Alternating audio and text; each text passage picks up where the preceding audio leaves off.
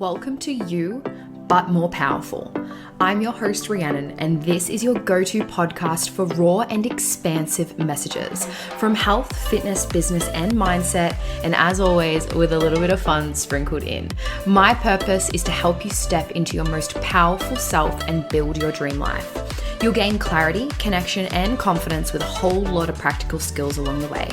I know you're in exactly the right place to level up, build the body, mindset, and life you absolutely love and thrive in. Let's go. Hello, and welcome to another episode of the You But More Powerful podcast, the go-to for all your education, your brain gains, your challenge, and your change in perspective, and honestly, overall, just good vibes. If you are a new listener here, welcome. And if you are returning, welcome back.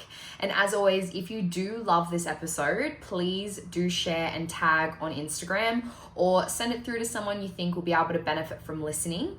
And a big special welcome. So there's been a little bit of a hiatus. However, hopefully all going well. Welcome to those that are watching on YouTube. I think my handle is at PT with Rhi, but I'm going to leave a link in the show notes. I'm new to this space, so I just wanted to welcome you all and excited. I'm not sure about you guys, but I absolutely love watching YouTube, especially while I'm doing cardio. And would love for you guys to head over to my channel and subscribe. There's a lot more coming your way, and I'd love to hear your feedback on things that you want to be able to see more of. But let's get into today's podcast, and it's all things training, fundamentals, common mistakes, all the ins and outs and in between. So it is, I guess, no secret that I love training. I honestly do. I love being in the gym. Yes, I know I'm a personal trainer and it's my job to do so. But it hasn't always been this way. And I mean, I did first get into training. I think I had a gym membership around 17, 18. If you want to hear my whole story, make sure you listen to episode 1. But I really did start to ramp things up after, 17, 18, 19, just kind of playing around. And things did start to ramp up when I began or met and started dating my current partner, who was actually competing in a bodybuilding competition at the time. So I was much heavier than I am now, and my form was absolutely shocking. But I was showing up consistently over time, and there's a lot of things that I have learnt, developed, grown from over, especially the last, I feel old when I say this, but like the last 10 years. So I really built my confidence with just learning, trying, asking questions. Sometimes I guess like my tough exterior is what got me through this journey as I reflect on it. But later I really did break down, being able to get more in touch with actually how I felt and not just blocking things away, but whatever that sort of looks like for you, whatever journey, I think it's really important to always be stepping outside of your comfort zone. And, whether it be a toe, whether it be a full leap, is really just kind of pushing those edges and pushing the boundaries. But anyway, I'm kind of getting a little bit off topic, but I am really passionate about training. And I guess like a lot of the men and women that I do work with, one of the things that we do have in common is training, the absolute love for it. And it is really important that we lay a solid foundation and really get in tune with what we're doing in terms of movement patterns. And, in my opinion, it almost becomes a little bit meditative. Like it's like a form of meditation for myself when, and I shared this with my mom. I've actually been training her a little bit in the gym as well. And, really being able to connect with yourself, your breath, your muscles, be really in the zone, especially when you're lifting some heavy weight, right? You're really building it up. You do need to be concentrating and focused on what you're doing. You're not thinking about other things. You're thinking about not crushing yourself under these, specific movements. So it's important to develop the skills and build up the muscle and the strength and the size to be able to, execute and perform well and avoid risk of injury and all that kind of stuff. But really connecting on that, like that deeper level as well. It is that mental clarity that I always get after a gym session. And just being able to share that with a few people within the team and just general conversation. I think in the beginning, if you're only new to this, you're probably thinking your meditation sounds a little bit crazy to what my meditation sounds like. But anyway, I won't keep going on about that. But let's get into kind of the weeds of today's episode. And it's really going through the functions, of our muscles, the foundations, the principles, what training is, I guess, all about. So really when it comes to, the function of our muscles, if we start there, it's really about supporting, our bones, holding ourselves together. That our muscles need fuel, they need rest, they move us. They're responsible for so many different things, so many, different muscle contractions in a day, from blinking, smiling, talking. They help us maintain our body temperature. They're involved in breathing, in digesting food, emptying our bladder, pumping blood, around and keeping our heart beating. So yeah, muscles are extremely important. And fun fact, I really sparked my interest in, muscles and all this kind of stuff way back when I first finished school and did my beauty diploma. The anatomy and physiology subjects were my absolute fave. But anyway, I'll get into that sort of stuff later. But really, when we're taking the basis of resistance training, it's essentially the principle that our muscles and the muscles in our body are going to work to overcome and resist force when they're required to do so. Okay. So we can actually build that strength and build that force and that resistance there if we're repeatedly and consistently training our muscles to become stronger. So we need to apply that force, overcome it and get stronger.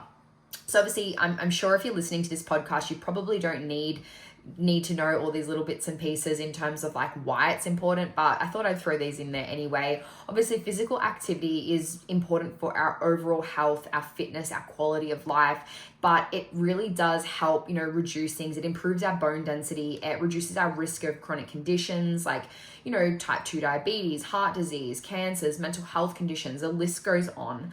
And if that isn't enough, obviously lowering back pain, it slows down age-related decline, it increases our metabolism. Hello, more food, that's a vibe. So you can see there are obviously a lot of benefits when it comes to training.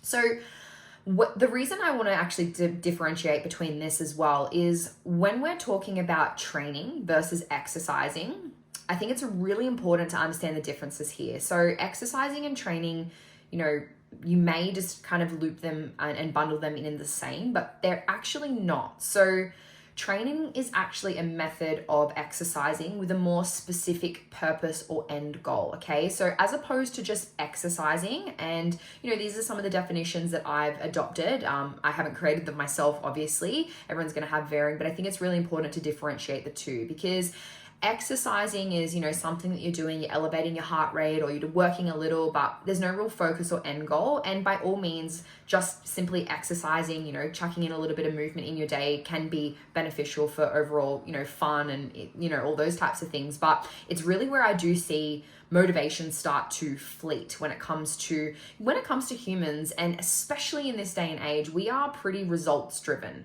We want to see a return on our investment, and the nature of those listening to this podcast, you want to get a result. Like that's the I guess the crux of it. So and if you're here as well, you're joining the team of I want to live to 100, where I'm still hitting the gym, I'm exercising, I'm doing all these things. I have a really good quality of life. That's really important to me. And I did speak about it in an earlier episode where I had an alarm when I was first trying to, shift my lifestyle, change my habits and behaviors. Remember, it's, playing that long game. We all know the tortoise and the hare. But I did have an alarm that said, do you want to live till 100? And it was really motivating me to get out of bed in the morning and really just, take control of my mornings and really start to shift gears. Anyway, I love to talk. So let's chat a little bit more on the side of things of some common mistakes and some things that I see in the gym. So one, specifically exercising and not training. So as we know, training is that method of exercising with a more specific purpose or end goal. So, not simply just going in there, doing a bunch of random exercises and hoping for a result. We want to be training with that intent and our purpose. Another really common one is not eating enough. I've got another podcast episode coming in about that, and episode 3, I believe, goes into the fundamentals of nutrition. So if you're new to that sort of, stuff, I highly recommend to watch that, or listen to that, I should say. But that's another big one as well. Our body needs fuel. Then looking at not training hard enough, so not training with the right intensity. We'll talk about that a little bit more as well. Again, the specificity. So, if you're wanting to be a runner or improve your running, then doing a powerlifting program is not necessarily going to get you there, and vice versa. So we need to consider a whole bunch of different things, whether it be our training level, our time restraints, our training age, like so many things go into a program. A mum of 4 who works full time, their program is going to look a lot different to someone maybe fresh out of school, just working part-time at the moment. The level of commitment and time commitments, it's not to say that either are not able to attain amazing, incredible results with the right programming, okay? So this is where people really come unstuck. What works for me isn't necessarily going to work for you. We have different likes, dislikes, we have different abilities, we have different time commitments. There's a whole bunch of different things going on here. And that's why, just doing a generic program is just going to get you generic results. So the other mistakes and things that I see as well is really not taking the time to learn the basics. So when it comes to learning and developing any skill, those who get the best results are the ones who learn those fundamentals. They nail their form, they improve things. They're, not trying to rush. They're really earning their right for all of this stuff. And I want you to think about way back when you learnt to ride a bike or you learnt a new skill, okay? So you're developing this new skill. It all feels very foreign. It's like, there's just really, you're grinding hard to really get those basics right. And then there becomes this moment where you know how to pedal the bike, you know how to sit on it, you know how to keep yourself stable. Like all of these things are now working synergistically. And now you're pedaling like amazing. You're smashing it, you're racing down the hill, whatever it may be, and it all just compounds and becomes this amazing thing, right? And then it's kind of taking it from there as well. So it's like, you now know how to ride a bike. That's cool. You might have got some results in the gym. That's cool.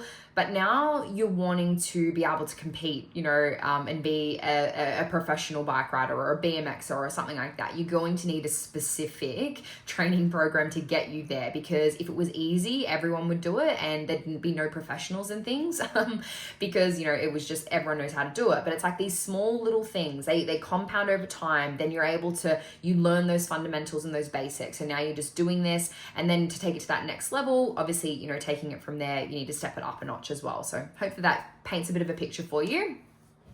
The other one as well, there's quite a few, and I've tried to condense it. There's a lot more that I'm going to chat through today, but the other one is rushing movements. Okay, so they say that it really takes, there's that, 10,000 hour rule or, 10,000 reps to really master something, and we need to earn that right.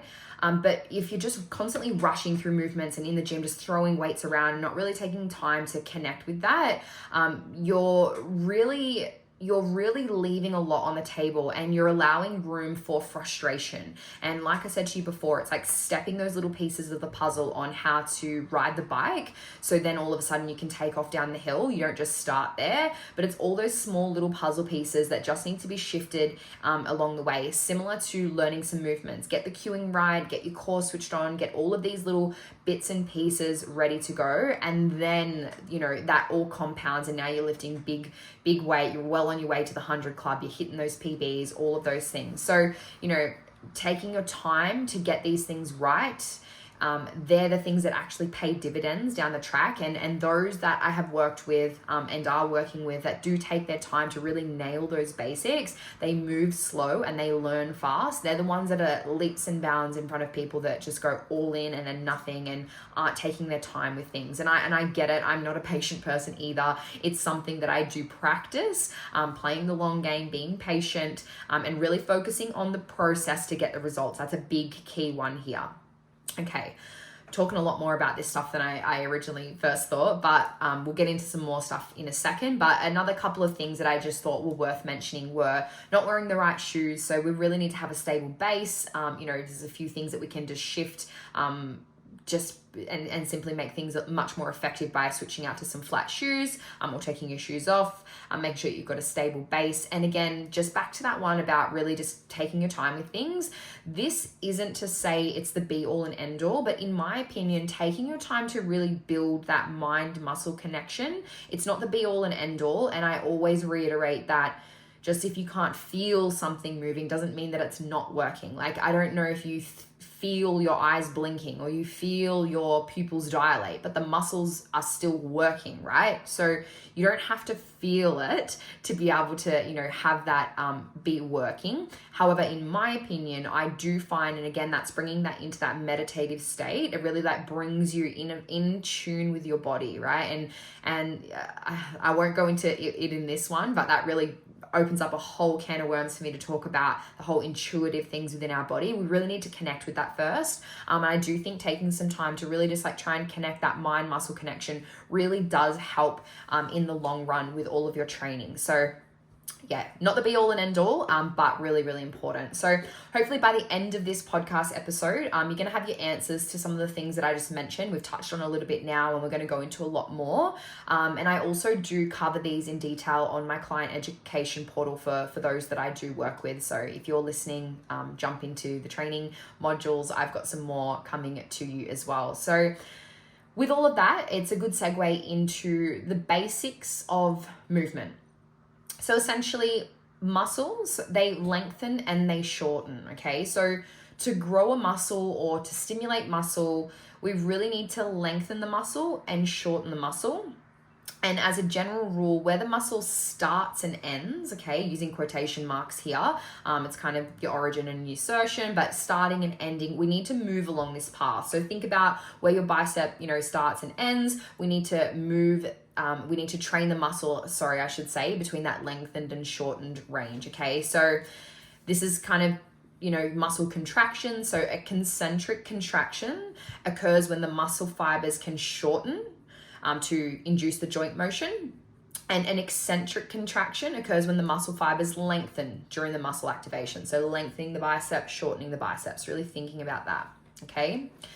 So another principle to really understand when it comes to training and getting the results, so hitting those PBs, having confidence with your lift, getting the physique result that you want, getting jacked, I love it. So what is the SAID principle, okay? So the SAID principle is the specific adaptation to impose demands. So pretty fancy, but basically it's the way of saying when your body is placed under some form of stress, so you're applying resistance training, you're stressing the body, it starts to make adaptations that'll actually allow your body to get better at withstanding that specific form of stress in the future, okay?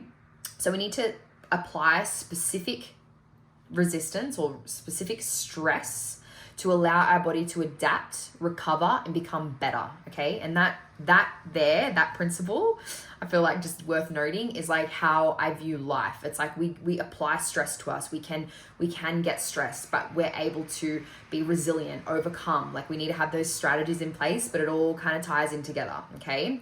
So to get the best return on our effort when we're training, we need to have a very exact and deliberate reasoning for all of the exercises, the sets, the reps, and all of those things that go into our program. So we can apply the stress, we can adapt, we allow recovery. Again, whole module on that for those in my education portal, jump in. But essentially, yeah, we adapt, we recover, and then we can go again, so we avoid losing those gains that we've created. Now, another terminology that you may or may not be familiar with, but important to note, is progressive overload. So this is the principle essentially that more over time, okay? So progressive overload can happen in 4 different ways. There's some more common than others. There's some where you'll hit the ceiling pretty quickly, but essentially we can increase our intensity. So that's essentially lifting more weight in your next training session. We can increase volume. So we can do more reps, sets, or exercises for the certain muscle group in our training. And again, volume 1 is a really key one to avoid overtraining. I'm not going to go down that too much, but just know that they're things that need to be taken into consideration. And those that are working with me or that have got a program, I'll leave some more details in the show notes as well, but you'll know that we track this information. So we're having a look at the total volume for our muscles to avoid this, to avoid overtraining, I should say. But yeah, so So, we can increase the intensity, we can increase the volume, we can increase frequency. So it's essentially doing more training sessions than the week before. But as you can see, you'll probably reach a capacity with some quite quickly. We can't just keep training more, doing 2 sessions a day, thrashing the body. Then we're really risk of overtraining and undereating. Not even going to go there in this one.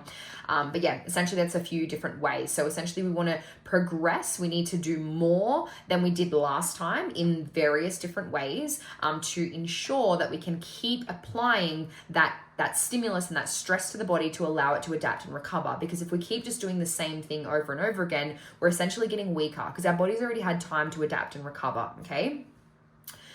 So when we're talking about hypertrophy, this is another terminology that I want to introduce if you don't already know. It essentially just refers to increasing the size of the muscle. So this is, again, done by the overall volume of our workout, our sets, our reps. So hypertrophy training, really talking about the actual size of the muscle. Then talking about strength training, this is really referring to increasing the ability of that particular muscle to produce force, okay? So this is done, lifting heavier weights. There's a lot of things that go into this. I might talk about this another time as well, but really the goal of yourself and clients that I work with is going to dictate exercise selection, orders, all these different variables, because everyone is very different in terms of their level of commitment, lifestyle, needs, current abilities, and we'll go into this a little bit more later on. But essentially, another key component to training and really learning to be able to train with intensity. So we know that we need to apply resistance, we need to adapt and recover, and then we need to do it again, and we need to do more over time to get the result that we want. Yeah, so we're trying to grow those muscles. This is just the training component, not talking about the nutrition stuff here. But how do we know that we're training with that right intensity? Okay, so there's a couple of different things, ways, I guess, to assess this. So you may or may not have heard of this before, but you've got RPE. So this is essentially the rate of perceived exertion, or RIR. So this is the rep and reserve. Now, I typically use the rep and reserve with most of my clients, and I'll explain to you a little bit why. Let's just chat first about the difference between the two.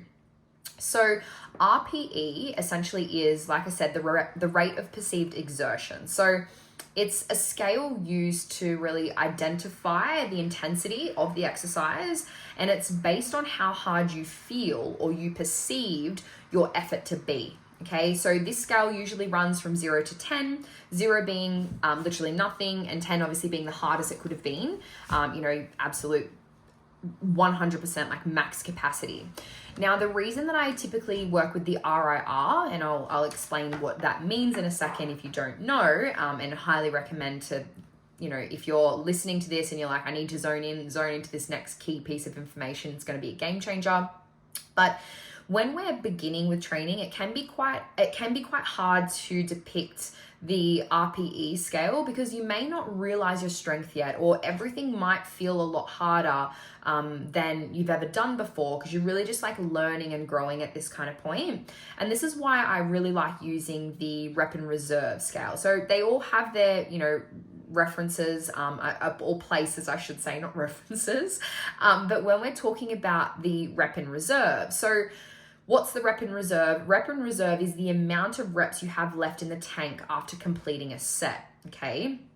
So, and I'm going to explain just a second of RPE and RIR, why we need to train with intensity to be able to grow that muscle. We'll talk to that in just a second. But the RIR, again, is the amount of reps that you have left in reserve. So the amount of reps you could have done before reaching complete failure on your set. So one of the common things that I see hold people back from continuing to make progress in the gym is simply not pushing hard enough, okay? So we need to make sure that we are training within 0 to 3 reps of failure to be able to build muscle, okay? So we need to be training to that right intensity to progress, to apply the right stress, to all those things that we just said before. So how are we going to assess this, okay? So essentially the way that I, do this within programming is we'll have a desired rep range, we'll have rep and reserve prescriptions, we're tracking total volume. I have all these calculations going. You simply put your sets and your weight in there, and we can see this information and read it together. But the way that we're going to assess this, right? So this is a really, really great tool to be able to learn, and this is going to really improve your overall training. So we need to make sure that we pick a challenging enough weight to be able to get into the desired rep range. Okay, so this is prescribed in your program. We need to be able to complete the set, and we want to stop when we have the amount of reps left in the tank. Now, I'm not going to talk too much to it, but you're probably like, why aren't we going to complete failure all the time? There are times to be able to train to complete failure. We need to be able to do that in a safe environment. We also need to manage fatigue. Going to complete failure every single session, every single rep, every single set is very, very, very taxing. And we obviously all have lives, different varied levels of commitment, as we discussed before. So we're going to use these rep ranges and rep prescriptions in how intense we should be training to manage fatigue, to ensure that we can progress, to be able to get the right stimulus to the muscle. So it's all a bit of an equation, but essentially, so let's give an example. It could be a bicep curl, okay? So you see bicep curls in your program, you've got 8 to 10 reps and you've got 2 reps left in reserve, okay? So you're gonna pick up a 10 kilo weight and you're gonna perform 10 reps. Now, we don't want to just simply stop here, okay? So we don't want to just get to 10 and stop. We want to make sure that obviously we're executing it with good form, but we want to go until we only have 2 left over before complete failure. So this in itself is a skill in itself, like I said, to actually develop. Your form shouldn't break down. So we need to make sure that we're looking after form, making sure that we're, moving from point A to B, executing that correctly. But the reps are going to unintentionally slow down, okay? So we don't want to just do 10 and be like, oh, stop now because that's what it said. I review a lot of training data, and obviously as part of my service, it's super common to see people just stop before the reps actually start to count, okay? So taking this example, we need to be able to self-assess. It's crucial. Recording ourselves, we can actually see and ask ourselves at the end of the set, how many more reps could I have done with good form? And this is the question, okay? So if you take away nothing else, this question here, asking yourself, how many more reps could I have done with good form? If you could do more than 2, and that was the prescription there, you need to keep going or pick a heavier weight, all right? If you are getting and you really only had 2 more left in the tank, perfect, we're in that sweet spot. So if we take that example above, if we reached 10 and we truly only had 2 reps left in reserve, perfect, we're in the desired rep range, we'll complete the rest of our sets. We probably should aim to increase this next week as we're at the top end of that rep range because it was 8 to 10 reps. But if we reach 10 and we have a heap more, we need to up the weight, go heavier. And on the other end of the scale, if we only hit, say, 4 reps, the weight is way too heavy. Just as a general rule of thumb though, obviously a couple of reps under or over is fine. There's always going to be a bit of a crossover with your training. That's why it's so important to track this data and see it. The idea is that from start of your phase to end of your phase, you're going to be lifting more weight for more reps, okay? So really making sure we're getting within the rep range, we're training to that intensity, we're learning how to self-assess, okay? We want to see small increases to our weight and it can be weight and reps, but we have to earn it. It's not necessarily going to happen every week. We need to make sure that we can line everything up and remember focusing on that process. That's why we need to enjoy what we're doing. I always talk about shoving the vegetables in with the potato. Like there's going to be some exercises that we're going to do in there that challenge us. But again, if we're not challenged, we're not changing.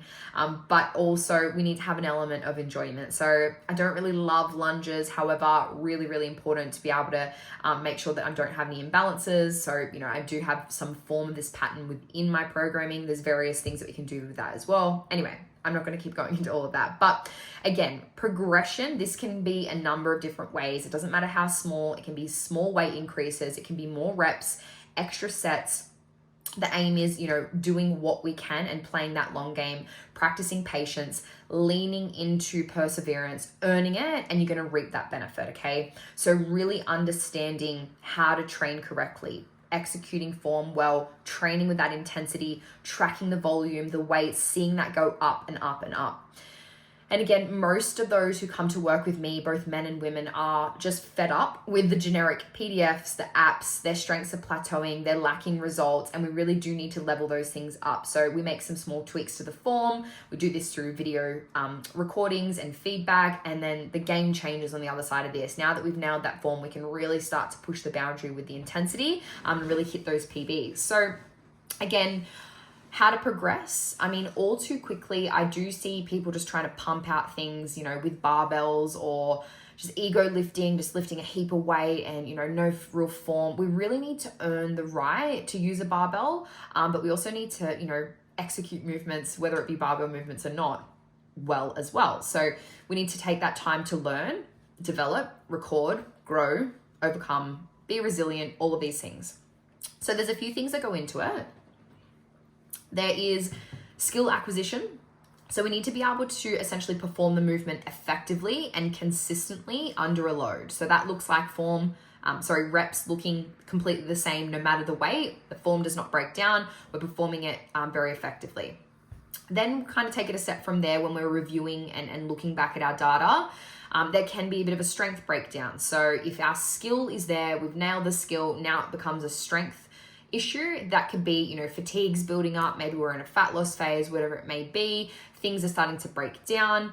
This is where we can start to regress movement. So we can do an easier, and I say quotation marks easier really, an easier version of that movement with the right intensity, and we can iron out any weaknesses and imbalances. But remembering, picking an easier version, again, quotation marks, it's still challenging for us, but it's making sure that we're not overcompensating with different muscles, just trying to lift this weight with whatever can go. We're actually executing it well, okay? Because remember, we want to, grow those muscles, all those benefits. We want to change that physique, all of these things. And to be able to produce strength and force, we also need to, the bigger the muscle, the more capacity it has for that as well. So again, assessing and being able to assess yourself, seeing where things break down. It's like, is it a skill breakdown? Do I need to, do a few more drills? Do I need to learn the movement a little bit better? Or is it really a strength breakdown? Now I can start to work on other areas to bring those up. So we might see, your back is, giving up, or not giving up, but,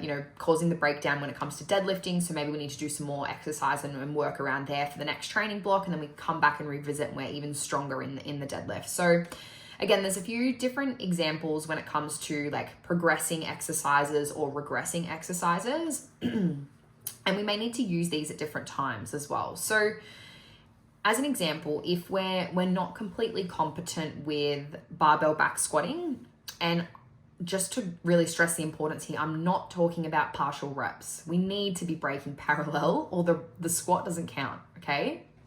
I know I'm calling it how it is, but I'm telling you, if it's a partial squat, it's not counting. Regress that, get better, execute it, bang, you'll be leaps and bounds in front of everyone else. Anyway, comparing to ourselves, not comparing to anyone else, but you get the drill, okay? So we might need to regress some things, okay? So we can do a number of different things to regress an exercise. So what does it mean? It means making it relatively easier, but it's still challenging us enough, okay? So far too often I see people just trying to execute movements for the sake of it, jumping into a lunge. Lunges aren't even going all the way down. Things are shaky, this, that, whatever. You can actually make much quicker progress. Again, bringing it back to the bike, we learned to put our helmet on, we learned to put our foot in the seat, we learned how to stabilize ourselves, we had the training wheels, and then it became like second nature, okay? So we can add things, like if we're talking about a squat, maybe we're gonna use a safety bar, maybe we're gonna do a front squat, a goblet squat, change things up. We could also, challenge different positions. If it's one leg that's more dominant, maybe we need to do some, single leg work. Maybe we need to change where we're holding the weight. We can then even also do it even further. We could go back to a machine where there's less of that, that mental fatigue there, where we're in a stable machine. We're focusing on maybe just a leg press. We're focusing on the lower body portion. We can focus on the upper body portion in other areas. And again, we can also make things easier by holding on to things. As an example, Had someone the other day doing lunges, and I said, hold on to the wall just for stability and stabilization. We want to execute the movement perfectly. Then, once we're able to do that, we've got that external stability, that becomes really easy. Now we take the hand away. Now we execute those lunges. Now we add weight. And you can see here that snowball effect, it really starts to compound from there. So like I said to you before, when I say easier, it really is in relation to yourself or the client that I'm working with. The level that we're at, it's going to be challenging, okay? So remember, what doesn't challenge you won't change you. But the things shouldn't be so crazy difficult and ineffective that you're completing a barbell squat with half a rep, and there's no right in doing that. There's no point in doing that. Regress those things to progress and get much better much quickly.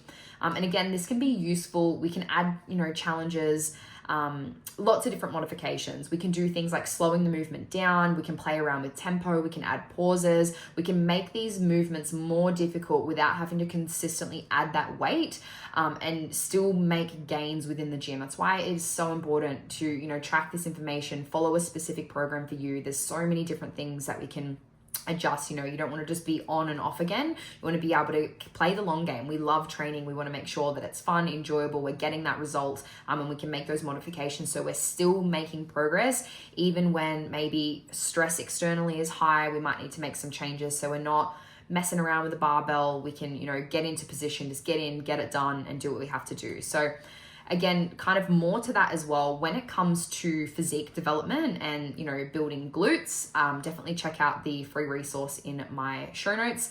But there is many ways that we can do this without ever really adding the barbell squat. So there's other many variables that we consider, so many different things. Again, I literally love all this stuff and I could keep talking about it for ages, but I hope you're really getting the point that there's a few, fundamental principles. There's, lots of, it needs to be very specific. Program design and coaching, it needs to be goal specific. It needs to be tailored to the individual. It needs to be able, we have a proactive approach, but we're reactive along the way. What adjustments do we need to change? What things are going on? Are we going from 5 days training to 4 days training? How is that going to shift and adjust? Do we have more time or less time? Again, I've got clients that love doing shorter, sharper sessions more consistently throughout the week. I've got others that just want to get in, get it done. They don't care how long they train, but they'd rather have the least amount of training sessions throughout their week. And again, highly individualized and varies. Like, excuse me, this has changed for me so many times over the years, okay? So I really just wanted to, before we start to wrap things up, really just share a few examples of where specificity in, program has really, I guess, really taken things to the next level for clients, okay? So when I'm thinking about some of the examples here is, one of the goals, online client, we literally, with one of our training blocks, we almost doubled her deadlift. So we worked on the form, we had the recordings, we added things, we added some pauses, we developed strength in the areas that were the weakness, and we're well on our way to the 100 club. I've had another client where I've been working well over 12 months with this woman. We've gone from not being able to even RDL with dumbbells. We worked on machines, the imbalances, the different movements. We recorded her lifts. We built on that each week. We added the layers. We improved her strength in other areas, on other machines, other muscle groups. We isolated the glutes, the hamstrings. We've really nailed the neutral pelvis and stacked rib cage position. Again, I'll leave a link to that resource in the show notes as well. But now RDLing with a barbell, awesome form, learnt to use the straps. We're nearly at body weight and honestly, only up from there. It's exciting. Another baddie worth mentioning, not just hit the 100 club, but she literally repped out 100 kilos for 5 and absolutely smashed her goal and on to the next. And again, the trade-off, maybe she was feeling a little less mobile at the end of things, but we really shifted gears after this. So, there's lots of different ways to be able to achieve where we're going, and there's lots of different goals and drivers for each individual. Another one, one of the goals is super strong and literally like hit some crazy PBs. We went through a bit of a mock strength block. We had this consistently phased out over, I think it was about 20 weeks, I think it ended up being.